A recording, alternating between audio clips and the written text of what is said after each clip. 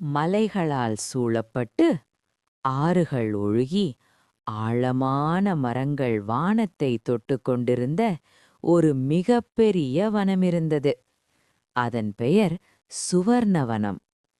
அந்த வனம் வெறும் மரங்களின் கூட்டமல்ல, அது ஒரு சமூகம், அது ஒரு வாழ்க்கை. அங்கு வாழ்ந்த ஒவ்வொரு உயிருக்கும் ஒரு விதி இருந்தது, ஒரு பண்பு இருந்தது, ஒரு பாடம் இருந்தது. புத்திசாலி நரி ஷிவா. சுவர்ணவனத்தின் கிழக்கு பகுதியில் ஒரு சிறிய குடிலுக்குள் ஒரு நரி வாழ்ந்து வந்தது. அவன் பெயர் ஷிவா. ஷிவா மிகப் பெரியவனல்ல, மிக வலிமையானவனல்ல, யாரையும் பயமுறுத்தாதவன். ஆனால் அவன் புத்திசாலி, அவன் அமைதியானவன், அவன் நியாயமானவன். அவன் சிறுவயதிலிருந்தே ஒரு விஷயத்தை கற்றுக்கொண்டான். பேராசை மனிதனையும் விலங்கையும் குருடாக்கும்.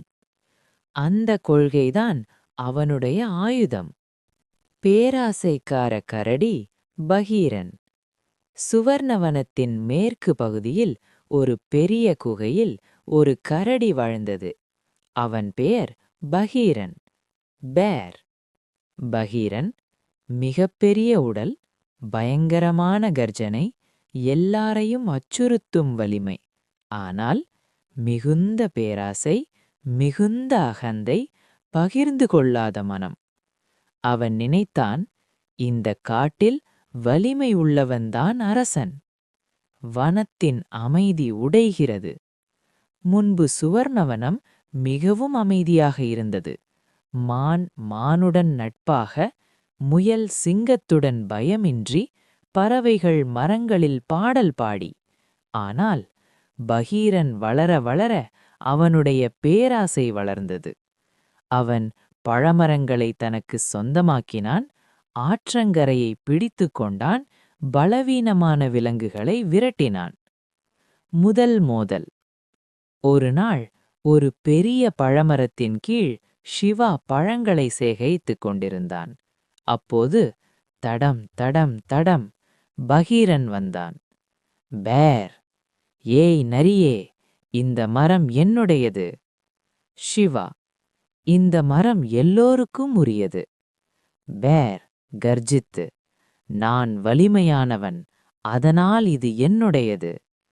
பகீரன் எல்லா பழங்களையும் எடுத்துச் சென்றான். ஷிவா அமைதியாக பார்த்தான். ஷிவாவின் முடிவு. அன்ற நாளுக்கு பிறகு ஷிவா சிந்தித்தான். வன்முறையால் பேராசையே வெல்ல முடியாது, ஆனால் பேராசையையே ஆயுதமாக மாற்றலாம். தங்கத்தேன் குகை. விதையின் விதை. ஒரு நாள் ஷிவா பகீரனை சந்தித்தான். ஷிவா, பகீரா, ஒரு ரகசியம் தெரியுமா? பேர், சொல். ஷிவா, வடக்கு பகுதியில் தங்கத்தேன் குகை இருக்கிறது, முடிவில்லா தேன். பகீரனின் கண்கள் மின்னின. பேர், அது முழுவதும் என்னுடையது. ஆபத்தான பயணம். அந்த குகை இருள் நிறைந்தது, குறுகிய பாதைகள், தேனீக்கள் நிரம்பியது. ஷிவா எச்சரித்தான், அதிக ஆசை ஆபத்தை தரும். பேர், பயந்தவன் பேசும் வார்த்தை. பேராசையின் சோதனை. குகைக்குள் சென்றதும் பகீரன் தேனை பார்த்து மயங்கினான். அவன் அதிகமாக சாப்பிட்டான், அதிகமாக சேகரித்தான். தேனீக்கள் கோபமடைந்தன, அவை தாக்கின. சிக்கலில் பகீரன். பகீரன் ஓட முடியவில்லை.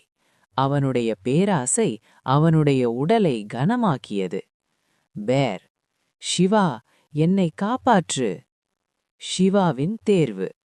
ஷிவா சிந்தித்தான், நான் பழிவாங்கலாம், ஆனால் நியாயம் அதல்ல. அவன் தேனீக்களை புகையால் விரட்டினான். உணர்வு மாற்றம். வெளியே வந்த பகீரன் அழுதான். பேர், என் பேராசை என்னை அழித்திருக்கும். பகீரன் மற்ற விலங்குகளிடம் மன்னிப்பு கேட்டான். அவன் சொன்னான், இனி பகிர்ந்து கொள்வேன். புதிய சுவர்ணவனம். வனம் மீண்டும் அமைதியானது. பழங்கள் பகிரப்பட்டன, நீர் அனைவருக்கும், பயம் மறைந்தது. இறுதி நெறி. சிவா சொன்னான், புத்தியில்லாத வலிமை அழிவை தரும், புத்தியுடன் கூடிய கருணை உலகை காக்கும்.